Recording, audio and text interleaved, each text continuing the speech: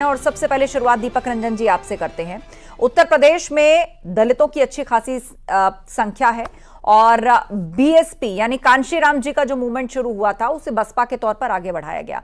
लेकिन हाल ही के कुछ सालों में हमने देखा कि राजनीति में, खासतौर पर उत्तर प्रदेश की राजनीति में, इस बार 2024 के चुनावों में बसपा का साथ छोड़कर ये वोट बैंक जो है वो ज्यादातर कांग्रेस या फिर सपा के साथ चला गया।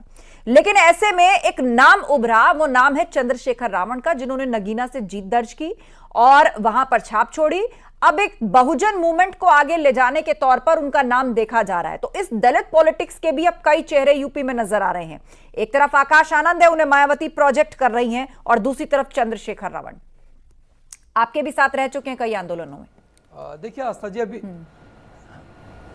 जी अभी जो हालिया 2024 का आम चुनाव जो कंडक्ट हुआ, उसमें आपने देखा होगा कि दलित समाज ने किस तरफ आस्था जताई अपनी और किस पे विश्वास जताया। इंडिया गठबंधन को दलित समाज को लगा कि अगर दलित समाज को कोई उत्थान कर सकता है तो वो इंडिया गठबंधन, समाजवादी पार्टी या इंडिया गठबंधन या इंडिया घटक के जो भी लोग हैं वो दलित समाज का उत्थान कर सकते हैं। आज भारतीय जनता पार्टी की सरकार में जिस तरीके से दलितों के ऊपर उत्पीड़न बढ़ा है, अभी हालिया अजी का उठा लीजिए मामला, फिरोजाबाद का मामला है, जहां एक नौजवान को जो है पुलिस प्रशासन ने पीट करके उसकी हत्या कर दी, पीट करके उसको मार दिया। अभी कुछ दिन पहले जब अलीगढ़ में एक नौजवान की 22 साल के नवयुवक की जो है एक बाइक टकराने से दबंगों ने किस तरीके से उसकी हत्या की, न सिर्फ उसकी हत्या की बल्कि उसकी जबान भी काट ली।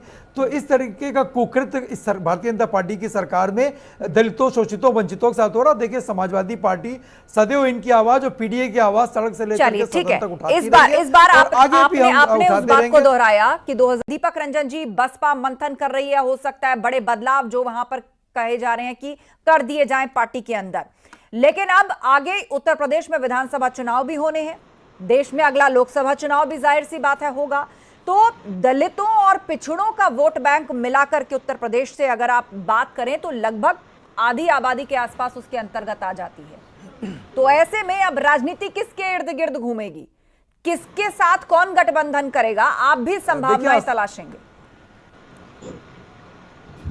आस्था जी, सवाल ये नहीं है कि कौन दलित चेहरे के रूप में निकल करके सामने आ रहा है, कौन दलित चेहरा बनकर के उभर करके सामने आ रहा है। सवाल ये उठता है कि दलित समाज के लिए, दलित समाज की आवाज किसने उठाई, दलित समाज के उत्थान के लिए कौन आगे आ रहा है। देखिए समाजवादी पार्टी लगातार कास्ट सेंसस की बात करती है। देखिए दलित समाज में बहुत से ऐसे लोग हैं, क्रीमी लेयर हैं, जिन्होंने उसका लाभ लिया, लेकिन अभी बहुत से ऐसे लोग हैं जो बहुत ज्यादा दबे कुचले हैं। उनको भी समाजवादी पार्टी ऊपर उठा करके उनको भी मुख्य धारा से जोड़ने का काम करना चाहती है। उनको भी चाहती है कि मुख्य धारा से वो भी लोग जुड़े। अभी दलित समाज से बहुत से ऐसे लोग हैं कि जिनको उसका लाभ नहीं मिल पा रहा। इसीलिए हम लगातार जातिगत जनगणना की हम बात करते रहें, और हमारे मैनिफेस्टो में था, हमारे घोषणा पत्र में था, हमारे संकल्प पत्र में था कि अगर इंडिया गठबंधन की सरकार की भी जरूरत है जिस पर दलित भरोसा करे। आपने पूर्व में बसपा के साथ गठबंधन किया, उसका कोई फायदा नहीं हुआ।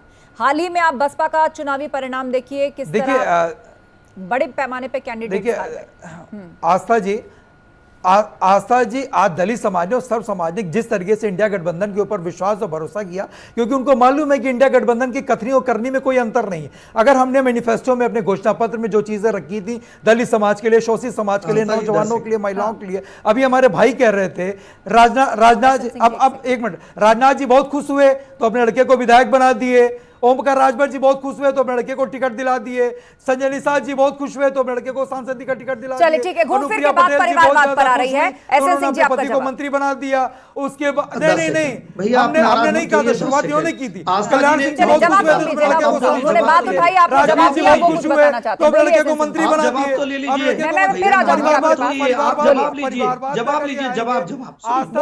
क्या देखिए, अभी इन्होंने कहा कि दलित उसके साथ जाएगा जो दलितों के लिए कार्य करेगा। जैसे भारतीय जनता पार्टी सबके लिए कार्य करती है, इस नाते सब लोगों का आशीर्वाद भारतीय जनता पार्टी के साथ, और भारतीय जनता पार्टी की केंद्र में भी सरकार है, प्रदेश में भी सरकार है। मुझे कार्य आपने किया। अब आपने भारतीय जनता पार्टी जो सबका साथ, सबके विकास की बात करती है, आज देश में भारतीय जनता पार्टी की सरकार इस नाते बनी है कि सभी धर्म के, सभी जाति, सभी वर्ग के लोग उसका साथ दिए हैं। हम कभी एमओआई समीकरण, हम कभी ऐसी बात नहीं करते जैसे आप करते, लेकिन आज बात आस्था जी इस बात पे कर रही हैं एक चेहरा जो ले आया जा रहा है, क्या इस नाते ले आया जा रहा है कि मायावती जी के भतीजे हैं, या इस नाते ले आया जा रहा है कि वो सामाजिक समरसता को आगे बढ़ाने का कार्य किए, सामाजिक ताने बाने के साथ कुछ कार्य नहीं, कोई कार्य आप दोनों को रोकना चाहूंगी, आपसी बात नहीं, आपसी बात नहीं, विषय को आगे बढ़ाते हैं। प्रोफेसर गंगा सहाय, दो चेहरे हमारे सामने हैं और हमारी स्क्रीन पर इस वक्त दोनों ही नेताओं के बारे में, उनके प्रोफाइल के बारे में बताया जा रहा है। एक तरफ आकाश आनंद है, 29 साल की उम्र है, चंद्रशेखर रावण है, 37 साल की उम्र है, और बसपा। आस्था जी, मैं आपको क्लियर करना चाहता हूं कि बहुजन समाज पार्टी 100% सीटें हारी हैं और 98% सीटों पे उसकी जमानत जब्त हुई है। और देखिए, अभी एसएन सिंह साहब जो कह रहे थे, वो मैं इनसे पूछना चाहता हूं कि आज की तारीख में, अभी आज ही का हालिया वाकया आप ले लीजिए, फिरोजाबाद में किस तरीके से एक दलित नौजवान की पुलिस प्रशासन ने पीट करके उसकी हत्या कर दी, क्या कार्रवाई हुई। अभी 2 दिन पहले 17 तारीख की मुझे बात होगी, 18 तारीख की बात होगी, एक नौजवान को, 22 साल के नौजवान को, आज आप पे चर्चा कर लीजिए। मैं आपके 700 दंगों को नहीं कर रहा हूं, मैं आपके 700 दंगों की चर्चा नहीं कर रहा हूं, मैं मऊ मुजफ्फरनगर के दंगे की चर्चा नहीं कर रहा हूं, मैं राम वृक्ष यादव कांड की चर्चा नहीं कर रहा हूं। आज की चर्चा की घबराए कहाँ हो आप बताइए कि आप बैसाखी की सरकार आपको मुबारक हो, बैसाखी की सरकार मुबारक हो। और ये तरीका नहीं डिबेट करने का, ये तरीका नहीं आपका डिबेट करने का। आप बोलोगे तो मैं आपको 2009 में आप